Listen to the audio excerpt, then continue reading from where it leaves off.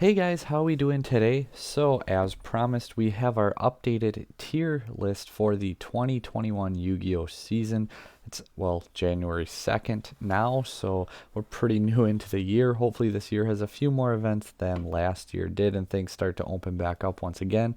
But if we're restricted to remote duels and online play, at least until the next ban list or big set releases a new meta deck, this is a tier list that I truly believe you can kind of look at and get a good grip on what to expect for these events. Keeping in mind, tier lists are not just how good is a deck, representation also plays a factor into it, because if a deck is really good but only a few people play it, it's probably not going to get a few tops in an event, because that would mean they'd all have to do it. Whereas if, say, 3 people play a deck and one of them tops, that's still 33% conversion, which is pretty good.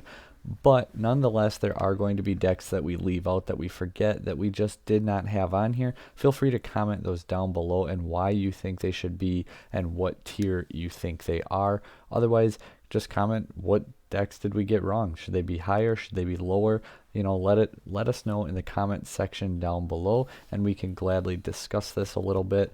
So starting things out here, we're not going to go super in depth with these, because I mean most of these decks have been around long enough that you guys understand what they do and why they work.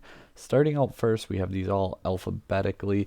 We have Altergeist. We did see an Altergeist top the LCS, and this format is less combo, and it does definitely have more back row, and it's a VFD type format, a Vanity Ruler format, which I feel like a deck like Altergeist actually does really well in, because if they get locked out of their monster effects, they have enough traps to buy some time. They do pair up well with the Dogmatika engine as another added little bonus, as we saw from LCS 9. So here we go. We're going to put Altergeist as our first tier 2 deck. Buster Blader, more specifically Dogmatika Buster Blader, they didn't lose anything in the ban list. At least I wasn't playing the Link Cross for the big combo version whatsoever, and the extra deck lock, most of us weren't even playing it anyway, because it was just a win more brick that you didn't really need whatsoever. So I mean, you could play the one, but realistically you didn't need it, so I don't think it really did too much to the deck. But we're going to go ahead and put this as a tier 3 deck. I think the representation just dips so much, but it is a very strong deck nonetheless, turning all your opponent's monsters to dragon and then putting them in defense where they cannot activate their effects is pretty darn good. We're going to keep this going now. Here we have our heart and soul of the channel, our Cyber Dragons. We are, however, going to drop them down to Rogue. There's just not a whole lot of representation of higher level players. We do have a tournament that we'll be playing in on the 9th coming up here shortly, where we are going to take Trap Cyber Dragons. I feel like it's the best contender for this current meta. We've changed up our list a little bit, but if you go check out the video on our channel, that list, I believe it's only like 3 card difference from what we're going to be running at this event, using all of our information from our How to Beat series. So make sure you check out those videos as well, along with our side decking, which that video will be up shortly too. We use that to build the deck and chose to go with the trap variant because it just has a pretty solid virtual world and Drytron matchups, so that's pretty big for us. And the Eldlich matchup is actually better than pure as well. So moving on, we have our next one, Dinosaurs. A lot of people I know want them to be up here. Have you read Miss? Do you want Miss to get banned? Do you want Miss to go to 1? What about Oviraptor to 1? Well, we're clearly past the ban list. Dinosaurs, despite what others think, I think it is a tier 2 deck. It's definitely really, really strong yet, but a bad matchup with Virtual World puts them down a little bit. The representation, again, slightly dipped, but this deck is still really, really strong and a very good tier 2 deck. One of the decks that got really hit by the ban list hard, Dragon Link, they lost Link Cross, they lost the Buster Lock, and those who were playing it lost their Smoke Grenade, but this deck is still very strong. It is very capable, and it has a lot of things that it can do. I mean, obviously, kind of a power crept version now, but the last UDS right before COVID and everything, don't forget Dragon Link won without Halka Rex, without Link Cross, without Smoke Grenade, without like so much of the power that it did lose since then. Like I said, the game has since then power crept that version, but they can still build boards, break boards, and do some pretty nasty things. once again, representation here. Dragon Link, it's just not the best combo deck of the format, and it's really, just gets a little more outclassed and doesn't play through disruption as well, but they are a very good tier 3 deck. For those new to the channel, I don't believe in the tier 1.5, 2.5, whatever. Like, if you're going to go to tier 1, 1.5, 2 in Rogue, why not just say 1, 2, 3 Rogue? Like, why throw a 0.5 in there? I mean, like, well, they're tier 2, between 2 and 1. Yeah, well, just say they're 2, because then they're between 3 and 1. Like, I don't know. That's just my little pet peeve. Drytron. So, personally, I said this deck was going into the format. I had them as my number 4 deck, but I think they've proven to be better than that. The deck is just so many extenders, so crazy strong, making like Herald of Ultimateness with their Vanity Ruler is really good, especially when they send Eva and search out like the Herald of the Orange Light and another card that they can send to negate with Ultimateness again. They can do things like make VFD possibly even, although I don't think that is the best variant. I think the Herald version is better. But Drytron arguably the best deck of the format, so we're going to put them as a tier 1 deck. Bringing us to Eldlich. So this is kind of generic, but more catered towards the pure, if you will, or even mixed with like Zodiac, because those are probably the two best variants, being, pure with a whole bunch of traps. I mean, Triff has been doing really well with it along with others, but he's probably the biggest name, most vocal with the deck. Eldlich is absolutely a tier 2 deck. It's borderline tier 1, so it's probably my pick for the best tier 2 deck on the list. So Eldlich, very, very strong tier 2 deck. Here we go. We have Brock's deck, Gren Maju. This deck is sneaky good too. Like, being able to play so many kaijus, all the discards, the draw power, and the fact that like even versus her ultimateness, you have like Orochi, you have Desires, you have these cards, they can negate it, but they banish for cost, and then you just normal summon Maju and attack and win the game that way. So very, very strong, very good OTK potential, and keep in mind, it's a little scary too when you attack into a defense position Maju and all of a sudden you kill yourself because of it. However, the deck is not, well, the contender that some of these other ones are. It's still a very strong deck, and in the right player's hands can absolutely win an event. Brock actually just won our locals a couple weeks ago, going 4-0. So, I mean, hats off to him. He did really, really well there. 4-0 in Swiss, and that was with his Gren Maju build. We'll see if we get it up on the channel soon. But yeah, Gren Maju, solid rogue deck. Guru Dragoon is another deck that kind of just fell out of favor. I think it's still a very solid rogue deck, borderline tier 3, being able to take advantage with like the Red Eyes Insight Fusion Turbo out Dragoon and then set your Guru, since you can't normal or special summon, you can set it and then use your Hidden City to flip it and get your effects off that way as well. So it just works really well in that regards. Inferno was the other deck that got hit very hard on the ban list. Obviously, we saw them lose their Smoke Grenade. They lost their Link Cross. They can still do a lot, though, guys. Like, it's a deck that nobody's playing it, but if people were playing it, they could almost push into that tier 2 category. So they're probably towards the top of tier 3 if they had the representation. But again, it's that word that's going to come up a lot here. Representation, representation, representation. If people don't play the deck can't do well. That's just kind of how the game works. Infernobles, really strong deck, really good deck, can still do a lot. They're just not quite what they once were. Invoked Dogmatika. This was one of my top 5 decks of the format pick going in, and I still believe that I had them at number 4. I think that's still a pretty good spot for them. They're right behind the Zodiac Eldlich. But yeah, Invoked Dogmatika, really strong deck. Hard counters, like things like Nibiru, which personally, in my opinion, is not a very good hand trap for this format. But Invoked Dogmatika, really strong tier 2 deck.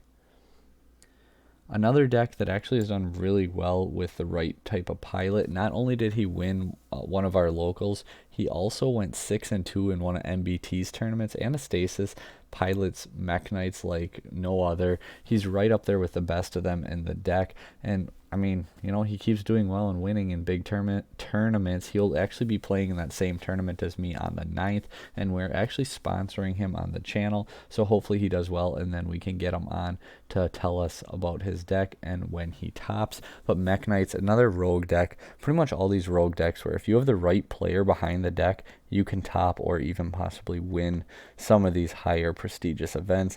They're just not likely to see a whole lot of success because the high level players playing them just don't really exist. And not to say there aren't any, they're just few and far between compared to the tier 1, tier 2 type decks. A deck that everybody hates, everybody either hates it or they love to hate it. I don't mind it too much. Mystic Mine, it's always there. It's always part of the format. You know, it's something you have to keep on the back of your mind. I always play back row removal, and I make sure when I'm deck building I do have outs in case I see it when I'm going to a bigger event. Brock also plays that once in a while, so at our locals I do end up siding for him when I know he's playing it, and it makes it easier when you side back row removal. Who would have thought? But Mystic Mine, a pretty strong rogue deck. Not really seeing any play, but Orcust, we did want to throw it in here and mention it. I think they're a pretty solid rogue strategy. Obviously, they have the whole PK engine going for them as well. They still have the rank up into VFD. They're just kind of bricky, and with hand traps all over the format, they're not really resilient to it anymore like they once were. If they had Harp Horror to 1, I think it'd help push the deck into tier 3, maybe tier 2, but as it stands, they are just a very good rogue deck.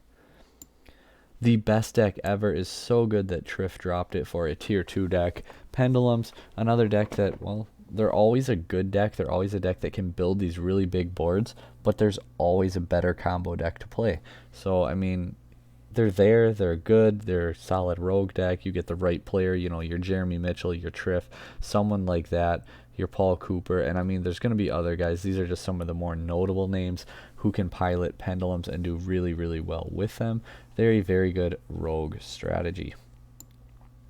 PK Fire, it's got to be almost at full power now, right? Like, they got Seer and Graph both to 3.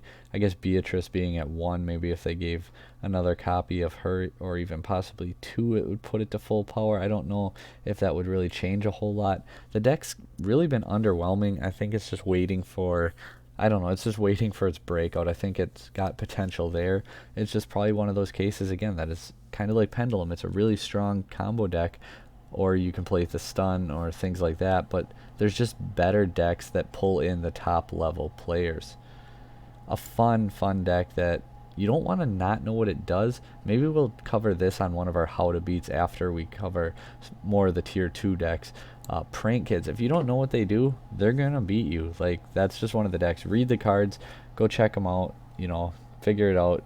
Without going too in depth here, like I said, we'll actually make a note of that here in just a second, that we're going to do a how to beat Prank Kids video as well for you guys, so make sure you're subscribed if you don't want to miss that. We already had our Drytron and Virtual World, so go check those out. Zodiac, Eldlich, and Invoked Dogmatika coming very shortly.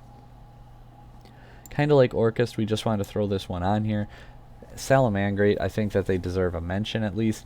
They're a deck that they can play so many like counters to the meta, and they have a couple 1-card combos and can OTK, they can establish a board.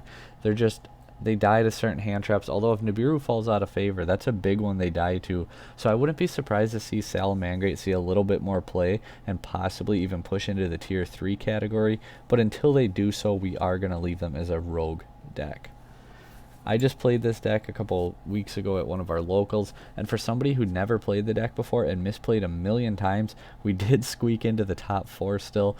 Definitely looking back, we changed up our list a decent bit, and well, like I said, we misplayed a lot. We were playing cards in the wrong order and turning off our spells because I'm not used to not having a monster in my main zones, things like that. So definitely operator error, if you will, but I think Sky Striker is still a really strong tier 3 deck. Kind of like Salad, they can fit in so many counters to the meta. They're not reliant on monster effects for like the VFD matchups, the special summoning with the can't even think, Vanity's Ruler. I mean, Ultimateness, they'll have to figure out a way around it, which one being a really good way would be Forbidden Droplet, sending a monster. Otherwise, you know, you can also use Dark Ruler no more because they're not going to OTK you anyway, so just turn off the board, break your board, and then establish control and snowball their own way and win at their own pace. Sky Striker is a pretty strong tier 3 deck, and I think that they're highly underrated. Virtual Worlds, it's our other tier 1 deck. Like, you guys knew this, it's no surprise here whatsoever. Virtual World, I mean, whether they're making VFD or they're in a control matchup and they're leaving things like Crocodragon on board to pop your cards, the deck has so much utility, and in the hands of the right player, well, they can win events. That's why they've won events, guys. Like, Virtual World, very, very strong and resilient to hand traps. If you want to know how to beat either of these tier 2 decks, like we've mentioned a few times, go check out our How to Beat series. Another deck I would love to get up on the channel, we're going to talk with Nathan a little bit more since he's been filling us in on his progress, whether he's ripping 4 making VFD, ripping 3 and making Savage Herald while looking at your hand and seeing and gaining that hand knowledge. Water.deck, you know, Mermail, the Atlantean, jam it all in, Handloop.deck. This deck is, well, it's crazy. Deep Sea Diva is absolutely broken. If one card equals a Rip 3 and Herald of the Arclight plus Savage, pretty crazy. We're going to follow his progress on making the deck more resilient and consistent, and hopefully we can possibly get him on the channel to walk us through, maybe even play a few games on EDO Pro with him coaching us, something similar to Legacy Crusaders. If you don't know who they are, go check them out. It's a pretty cool channel that we've had the pleasure of actually going on a couple times, and hopefully in the future can hop over there and work with him as well. He's got a lot of really good content, guys. How to Beats videos where he works on, or how to play videos, sorry, where he shows you guys deck profiles with someone who's quote unquote a master of the deck, and then they go and play some matches while he gets coached and walked through and all the plays explained. Finishing off this video quick though, we do have our Zodiac. They're kind of right there with Eldlich. I mean, Zodiac Eldlich is probably the best variant of both, in my opinion at least. But Zodiac, really strong tier 2 deck, really strong engine, splashable, can put it with a lot of things. But yeah, so this is our tier list. If you want to see how to beats on, say, Altergeist Dinosaur, that'll finish off our tier 2s, Buster Blader, Prank Kids, things like that, let us know in the description down below and we can work on it. Otherwise, decks like here, if you want, I mean, probably not too much because it's really not super relevant, but how to beat water, we could do PK Fire, Pendulum, how to beat Mystic Mine, even for all those people who complain about how unfair the deck is, or how to beat pure Mech Knights, because it seems like so many people don't know how to do it, and the fact that Anastasis is just a really good player and he takes advantage of people not knowing what to do and his skills. So hopefully you guys enjoyed this video. Let us know what you agree with, what you disagree with, who's too high, who is too low, what should move where, and who did we miss entirely. Until next time, guys, take care.